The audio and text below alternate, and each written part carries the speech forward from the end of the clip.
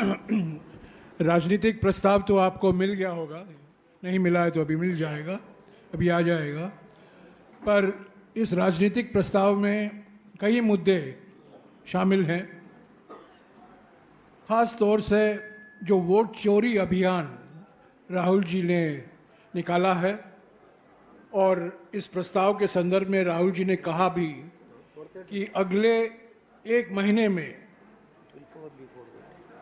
Mini hydrogen bomb, uranium बम, plutonium बम, अलग अलग बम फोड़ने वाले हैं अलग अलग जगहों में। ये शुरुआत है। कर्नाटक के महादेवपुरा और आलंद से जुड़े हुए जो खुलासे हुए हैं, ये एक शुरुआत है। और वोट चोरी अभियान के बारे में इस प्रस्ताव में काफ़ी लंबा जिक्र है। और जो अभी हमारे जो प्रभारी संगठन ने आपको बताया है कि 15 सितंबर से लेकर 15 अक्टूबर तक 5 करोड़ हस्ताक्षर का अभियान निकाला जाएगा। और ये 5 करोड़ सिग्नेचर हस्ताक्षर इलेक्शन कमीशन को सौंपे जाएंगे। एक इलेक्शन कमीशन जो हमारे सवालों का जवाब नहीं दे रहा है, जो इलेक्शन कमीशन ने साजिश रची है, प्रधानमंत्री और गृह मंत्री के कठपुतली बन गए हैं, उस संदर्भ में जो हम सिग्नेचर कैंपेन चला रहे हैं, वही 5 करोड़ हस्ताक्षर हम इलेक्शन कमीशन को सौंपेंगे। इसके अलावा कूटनीति पर काफ़ी बहस हुई, प्रस्ताव में भी इसका बहुत जिक्र है।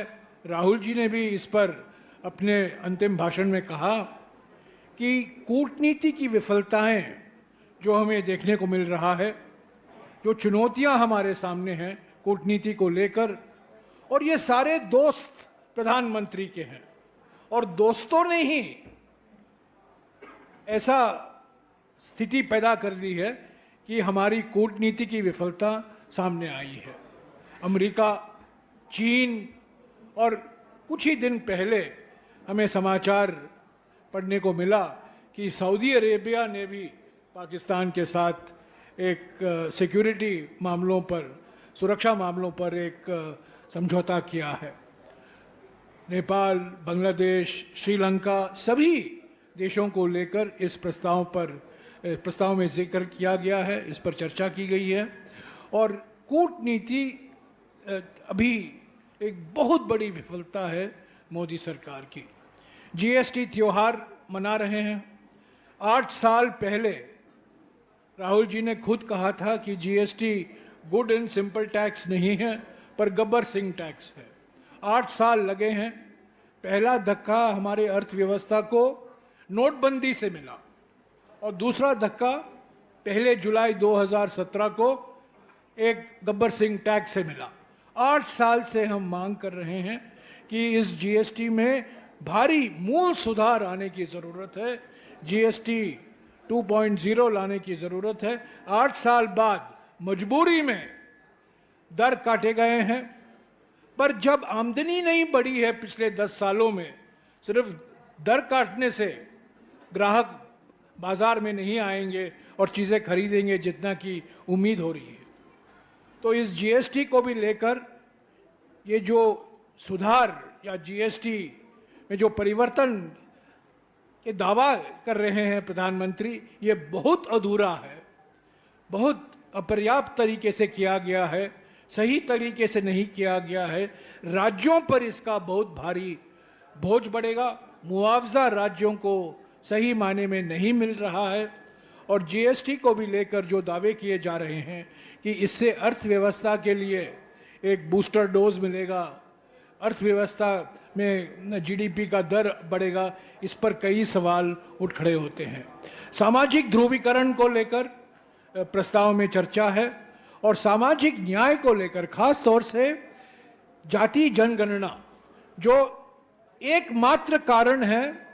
मोदी सरकार ने 8 साल से चुप्पी नहीं तोड़ी थी जाति जनगणना को लेकर, पर अभी उन्होंने अपना निर्णय दिया है कि 2027 के फरवरी महीने में ये जाति जनगणना करवाया जाएगा। तो ये कांग्रेस पार्टी के दबाव के कारण, राहुल जी और खड़गे जी के अभियान के कारण ही हो पाया है सामाजिक न्याय।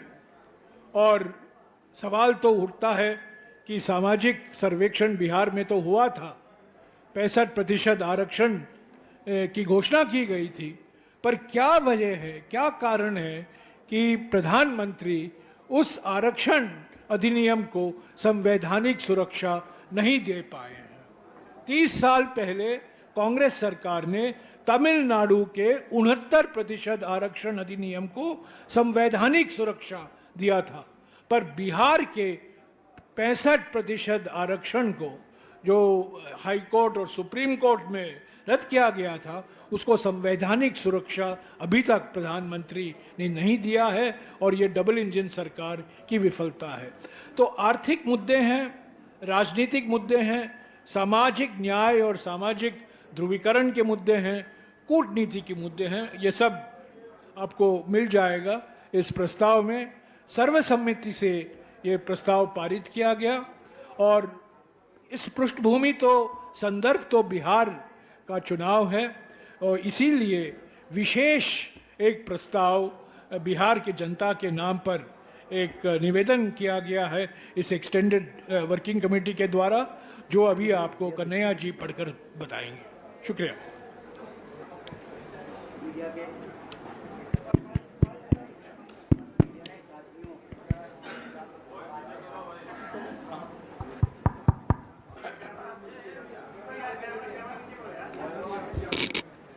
मीडिया के साथियों और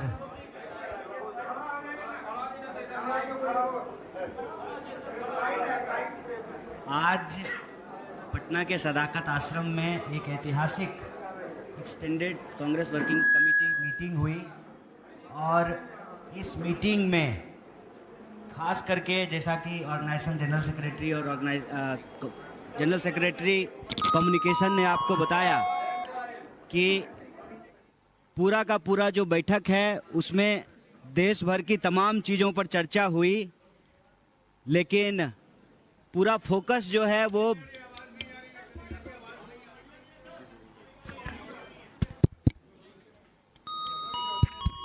सुप्रीम कोर्ट में रद्द किया गया था, उसको संवैधानिक सुरक्षा अभी तक बार बार कांग्रेस पार्टी और महागठबंधन के प्रयासों को गलत रास्ते में ले जाने के लिए कांग्रेस पार्टी महागठबंधन बिहार में बिहार के लोगों के मुद्दों को लेकर एकजुट होकर आगे बढ़ रही है।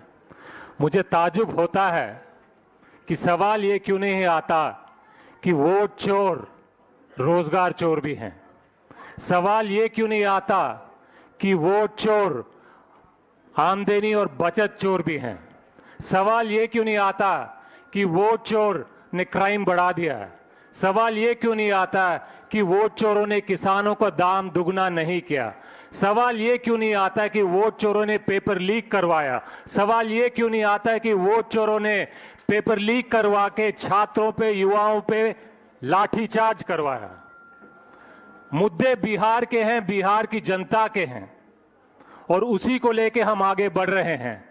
हम चाहते हैं कि जनता की आवाज बनिए, बिहार की आवाज बनिए, भारत की आवाज बनिए, और वोट चोरों से सवाल कीजिए 11 साल में आपने क्या किया, 20 साल में आपने क्या किया। सवाल ये है, बिहार के हैं, भारत के हैं, जनता।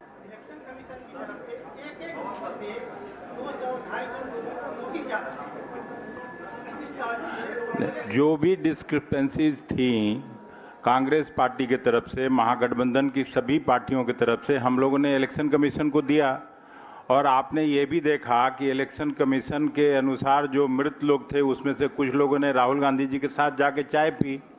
तो डिस्क्रिपेंसीज तो हैं, इस बात को स्वीकार करना पड़ेगा, सभी ने देखा पूरे देश में।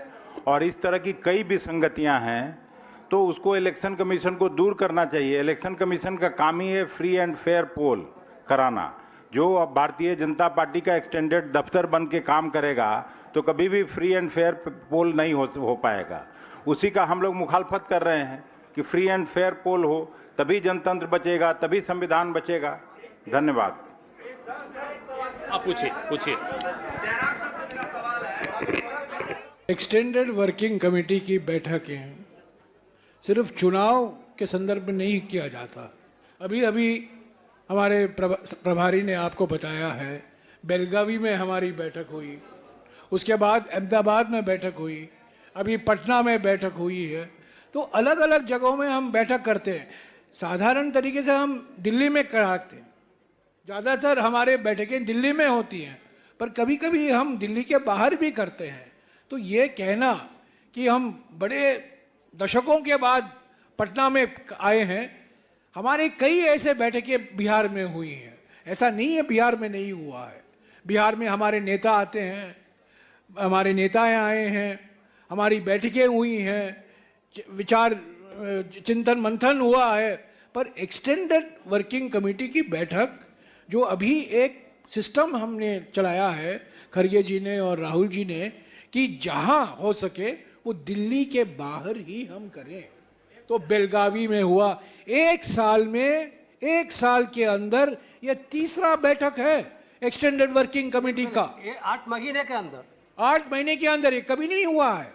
और ये एक जानबूझकर एक रणनीति अपनाई गई है खरगे जी की और राहुल जी की, कि हो सके जितना हो सके हम बात बाहर ही करें।